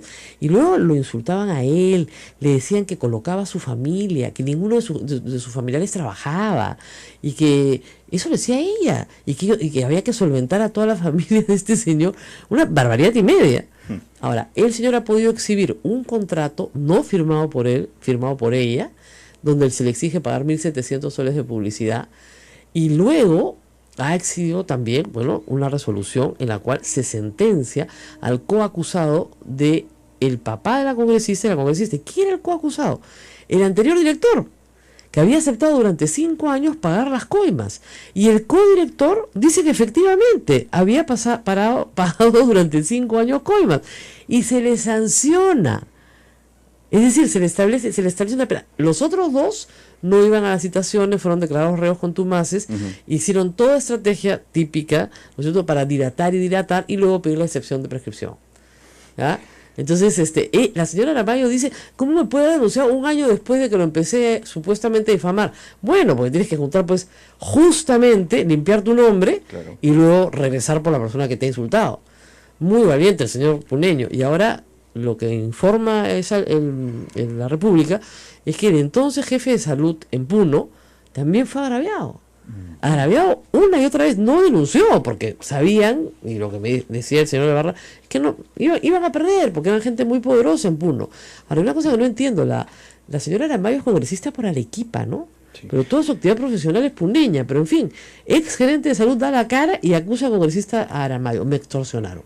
Ureta afirmó que pretendían que pagara 5.114 por publicidad no contratada. Como me negué, me difamaban hablando pestes de mí. Eso me dolía.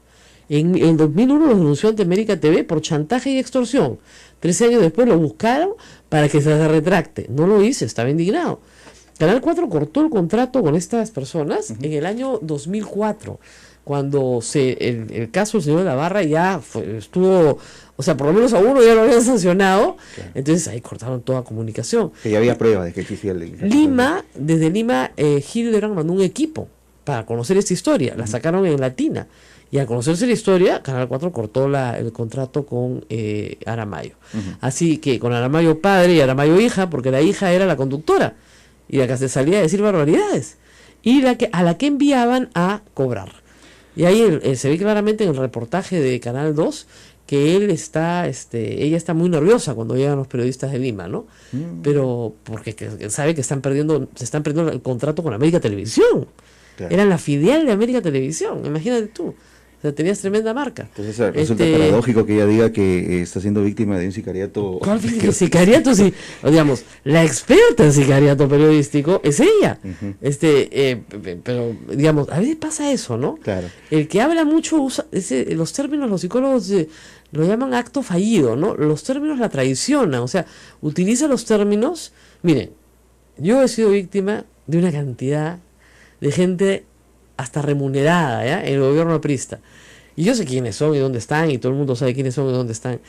Y sí sé lo que es. O sea, no es fácil. Para nadie es fácil que tu nombre salga todos los días en el periódico atado a una serie de mentiras. Hasta ayer había una persona que escribía de nuevo, un troll, ¿no? ¿Cuánto te ha pagado de derecho? Yo decía, pucha, dile a tu empleador, ¿ya? Que se busquen una nueva, ¿ya? Que me inventen un amante, que me hagan otra cosa, pero Ya, ¿cuánto me paga Odebrecht? ¿Qué me Nunca he tenido relación alguna con Odebrecht en mi vida, ni con ninguna otra empresa brasilera en el Perú. Brasilera, constructora o no constructora, o sea, de ninguna naturaleza. Entonces, digamos, mi sorpresa es que ella haría algo así como: yo soy víctima de un sicariato periodístico. Lo que ha hecho la prensa es investigar qué tanto interés puede tener una persona que ejerció el periodismo y ahora es política en establecer una ley que es una ley de control de medios de prensa absolutamente violatoria de la Constitución. Porque hay un artículo en la Constitución, ese librito chiquito tan simpático que ustedes pueden leer de vez en cuando, que dice: toda persona tiene derecho a fundar un medio de comunicación. No dice toda persona que diga el Ejecutivo, no dice toda persona que señalada por el Legislativo, no dice toda persona, no, toda persona. Toda persona, y toda persona pues es toda persona. Puede fundarlo. Ahora, la única cosa que el Estado sí puede hacer es no entregar las frecuencias del espectro radioeléctrico a las personas que no cumplan con los requisitos establecidos por la ley, que obviamente no pueden ser requisitos discriminatorios, ¿no? Claro. Pero si cumplen los requisitos establecidos por la ley y se concursa y se licitan las frecuencias, cosa que no se hace, pues se dan a dedo, en ese sentido sí podría haber algunas restricciones. ¿Aún cuando esa licencia ya ha sido otorgada a un medio? No. Me refiero a nuevas licencias que puedan salir eventualmente. O sea, si tú no cumples con la ley de radio y televisión, el Estado tiene derecho a sancionarte. De la misma manera, si tú quieres solicitar una nueva frecuencia, pues, suponte en una región del país donde hay espacio para más frecuencias, pues tendrás que cumplir los requisitos.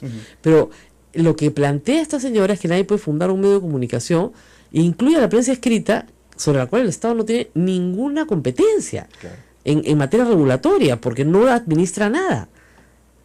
O sea, y es más, nosotros estamos pidiendo en una acción de amparo que se regule la concentración, porque eso sí está en la Constitución en el artículo 61, y de eso esta señora no habla nada. Eso no les interesa, y eso es lo más grave, ¿no? Quieren que los acusados y sentenciados ya por corrupción no sean propietarios de medios de comunicación. No estudiaron derecho penal. Para empezar, un sentenciado que culmina su condena, se le borran los antecedentes penales. Ya no tienes, ya cumpliste, pues. Ya pagaste con la sociedad. Claro. Ya pagaste con el Estado y la sociedad. Entonces no te pueden restringir ningún derecho, y menos la libertad de expresarte. Les pongo un ejemplo bien simplón, pero para que tengan una idea.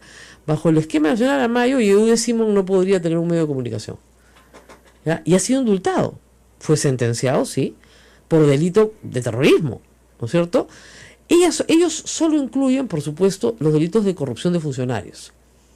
Digamos, no sé, de repente tienen miedo que Montesinos funde un medio, no lo sé, ¿no? Pero solo empieza. Ahora, es evidente que esto era contra José Graña y contra el comercio, no tenía otra explicación. Por eso incluía a los investigados. Querían obligar a José Graña a vender sus acciones a terceros miembros de su familia. Y sabemos de la amistad franca de un miembro de la familia Miro Quesada con Keiko Fujimori, que es Marta Meyer. Entonces es muy sospechoso que dos congresistas estén promoviendo un proyecto para que un accionista del del Diario El Comercio tenga que vender su participación accionaria, ¿no es cierto? Porque le prohíben ser accionista, específicamente accionista, por estar investigado. Luego borran lo de investigado, pero esa era la intención. Presión.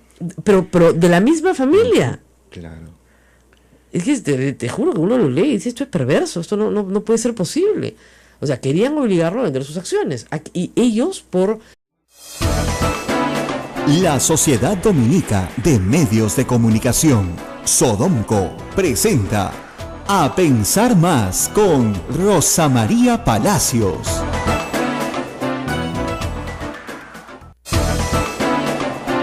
Hola, buenos días. Hoy es martes 11 de abril del año 2017. Aquí se inicia A Pensar Más con Rosa María Palacios. Bueno, muy bien, muy buenos días, cada día con su afán, ¿no? Así es. Así tiene que ser, eso decía Santa Teresa, creo. Y hoy día el afán de la prensa, por supuesto, es el presidente Lula de Brasil, el expresidente brasilero, que finalmente ha sido descubierto por el delator, si quieren, Marcelo Odebrecht, el presidente de la compañía Odebrecht, que finalmente señaló que efectivamente él entregó al expresidente Lula una coima de 4.15 millones de dólares, 4.150.000 $. Este testimonio ubica esta coima entre el 2012 y el 2013. Y los pagos al expresidente fueron en efectivo. y figuraban en la contabilidad de la firma bajo el nombre Amigo. Entonces, con este testimonio, obviamente hay que encontrar en la contabilidad de la firma eso, etcétera, etcétera, etcétera, y también otras investigaciones periodísticas que demostraban ciertos signos exteriores de riqueza de Lula que eran incompatibles con sus posibilidades económicas, muestran que el presidente Lula recibió dinero después de ser presidente. Ahora, ahí también hay que ver la ley brasileña y estudiar un poco a cambio de qué, a cambio de beneficios en el gobierno de Dilma, es posible, y luego es verdad que Lula actuó como un embajador de las empresas brasileras de construcción. Lula viajaba al Perú, hablaba con Alan García, Lula viajaba al Perú, hablaba con Humala, viajó muchísimas veces a Venezuela, hay obra pública de Odebrecht regada por todo el continente, en la cual se señala claramente que la intervención del presidente Lula estuvo ahí en calidad ciertamente de embajador. Es más, la embajada de Brasil en el Perú, a diferencia de las nuestras afuera, funcionaban como grandes promotores de los intereses de las empresas brasileñas en el exterior. Y las empresas brasileñas más fuertes en el exterior eran finalmente las constructoras. Entonces, esta revelación que se sospechaba desde el inicio, pues lo que hace es confirmar ya con fundamento jurídico una acción penal contra el expresidente Lula. Yo recuerdo que cuando metieron preso a Marcelo Odebrecht en junio del año 2015, ya van a ser 2 años, el padre de Marcelo Odebrecht, Norberto Odebrecht, dijo: si meten preso a mi hijo, deberían hacer también una celda para Dilma y para Lula. ¿Te acuerdas? Sí, claro. Y casi todos los presidentes de Latinoamérica también tendrán que ir presos. Entonces yo creo que eso es lo que estamos viendo ahora. Estamos viendo lo que fue un augurio. Nadie pudo confirmar tú sabes, la cita. Claro. Yo traté de buscar confirmación para la cita, pero nunca pude encontrarla. Pero por lo menos trascendió que eso fue lo que dijo. Entonces sí hay ahí una clara intención, ¿no es cierto?, de sobornar a un presidente. No es por nada, pero qué barato, ¿eh? Qué barato era Lula. Nuestro presidente Toledo pidió 35 millones de dólares y le dieron 20 nomás. Hasta ahora, el presidente que más dinero ha recibido de la corrupción brasilera es Alejandro Toledo. Es una cosa fascinante. Estamos hablando del continente, ¿eh? Del continente. Sí. Hasta ahora, probado Alejandro Toledo. Ahora, no le han probado los 20, le han probado 9 aproximadamente. ¿No? Una cosa es lo que se dice y otra es la que se hace, pero sí, efectivamente, hay ahí una cantidad de dinero todavía por definir, ¿no? Los gobernadores regionales, entre los procesados y los que están en investigación hoy, pues constituyen un ramillete impresionante, ¿no es cierto?, de personas con indagaciones por corrupción. Y eso es a nivel de gobiernos regionales y todavía falta municipalidades provinciales. Entonces, sí, como digo yo, estamos empezando. Aquí hay muchísimo. Hay, por supuesto, casos como el caso de Chilca, que no tiene nada que ver con la corrupción de Odebrecht, pero tiene que ver, sí, con lo que explicábamos la semana pasada. Con toda la instalación, digamos, industrial que hay hoy en Chilca, el tráfico de terreno se ha vuelto un negocio pues rentabilísimo para las mafias. Claro. El terreno vale hoy mucho más porque las industrias ubicadas en Chilca han hecho que sean más valiosos. Por lo tanto, este alcalde trafica, ¿no es cierto?, con terrenos, se vuelve rico, usurpando terrenos y dándoles una validez jurídica. Claro, ¿no? Le da valor a los terrenos para luego facilitar esta situación. Claro, una titulación falsa, si quieres, basada sobre el delito, pero que la ley le permite, ¿no es cierto? ¿Pero por qué? Porque la empresa privada se había colocado en Chilca y el hecho que de esa zona hasta Asia, hoy la expansión de Lima hacia el sur es una expansión valiosa. ¿Y por qué pasa esto, Rosa María? ¿Por qué la ley, tenemos que decir en algún momento que la ley permite esto? ¿O son omisiones, son situaciones que no se habían previsto? Es que, mira, a nadie en su sano juicio se le ocurre que el alcalde es un ladrón. ¿Te das cuenta? Tú no dices, vamos a hacer una ley, ¿no? Claro. Una ley orgánica de municipalidades donde vamos a presumir de plano que el alcalde es un ladrón. Entonces, ¿tú qué haces? Le das competencias pues al alcalde, ¿no? Entonces, el alcalde es competente para, no sé, plantear el diseño urbano de su localidad, ¿ya? ¿Cómo no va a ser competente para eso? Para formular su plan de ordenamiento territorial. Y así el consejo de una municipalidad distrital no puede aprobar la zonificación, ¿no es cierto?, en discusión con la provincial, ciertamente, ya pues, ¿para qué es alcalde? ¿No? Ahora, hay una propuesta que a mí me parece interesante, que la he visto ahora en Quito, que se ve en Bogotá, que es tener un solo alcalde para toda la ciudad. Uy, ahorita salen todos a matarme. No, un solo corrupto, un no. alcalde, digamos, provincial, para toda la jurisdicción. Bogotá solo tiene un alcalde, claro. Quito solo tiene un alcalde. Entonces pueden hacer obras realmente importantes para la ciudad, porque manejan muchísimo presupuesto. No des ideas, te dirán por ahí. No des ideas, Rosa María. No, manejan educación y salud. Claro. O sea, a ese nivel. Entonces, funcionan más como lo que nosotros conocemos como un gobierno regional. Correcto. Para el tamaño, ¿no? Para el tamaño de la densidad, etcétera, de la población. Lima tiene 42 distritos, donde el reparto de coimitas está diversificado. Cañete, que es la provincia a la que pertenece Chilca, tiene no menos de 10 distritos también. Y con mucha, como está muy cerca Lima, y con gran expansión urbana de Lima hacia el sur, claro. Porque tienes buena autopista, porque tienes una serie de infraestructura que te genera plusvalía, ¿no es cierto?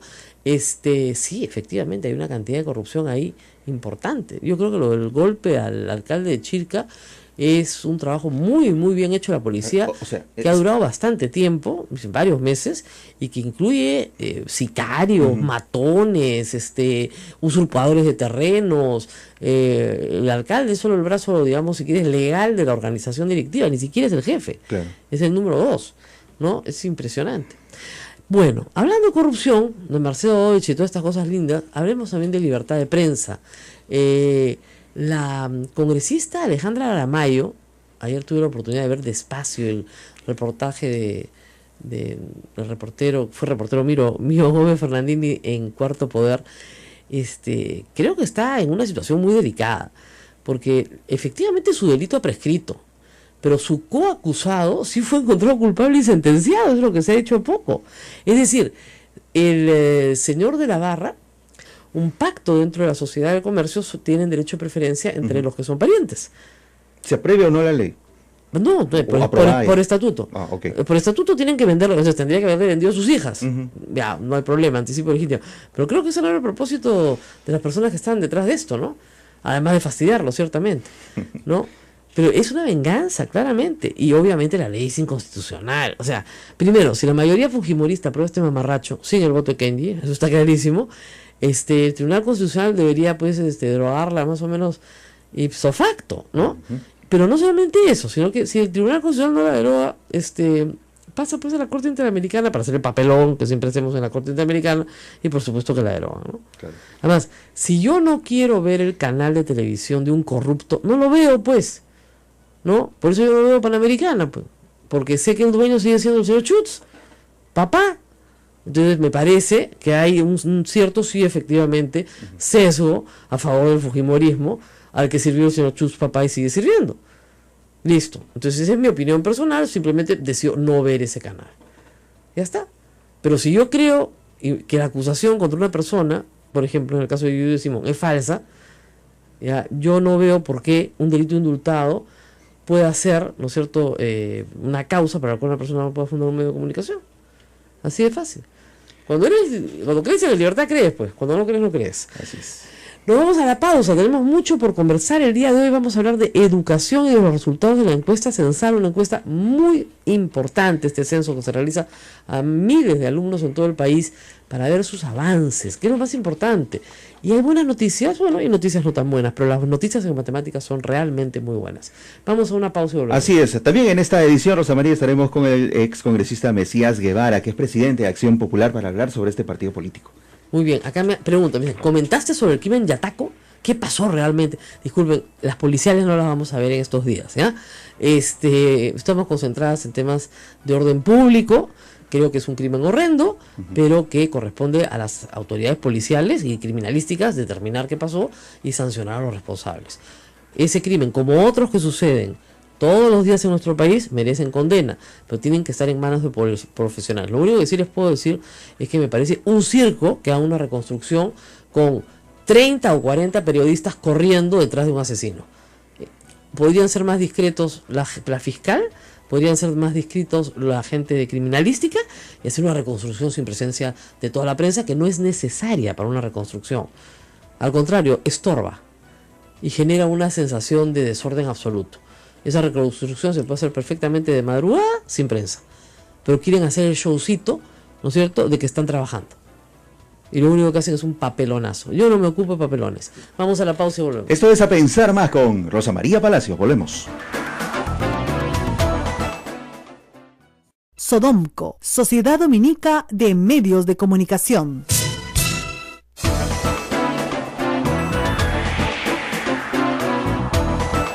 Continuamos, esto es A Pensar Más con Rosa María Palacios. Bueno, muy bien, estamos aquí comentando las noticias del día, que no son pocas, la verdad es un día lleno de... Y también efectivamente la fascinación que tienen ustedes por las policiales, ¿no? Las policiales son buenas historias si se cubren bien, pero yo creo que hay algunas cosas que se cubren bastante mal y mejor concentrémonos en noticias más importantes para usted. Todos los que tienen hijos en el colegio quieren saber si a sus hijos les está yendo bien, si están aprendiendo, si el colegio, el estado al que van es bueno, es malo. Y por esa razón vamos a conversar con la viceministra de Educación, Liliana Miranda. La unidad de medición de calidad del Ministerio de Educación ha emitido ya los resultados de la encuesta censal para matemáticas y comprensión lectora del año 2016. Señora viceministra, muy buenos días. Buenos días, Rosa María. Bueno, primero vamos con las buenas noticias, matemáticas.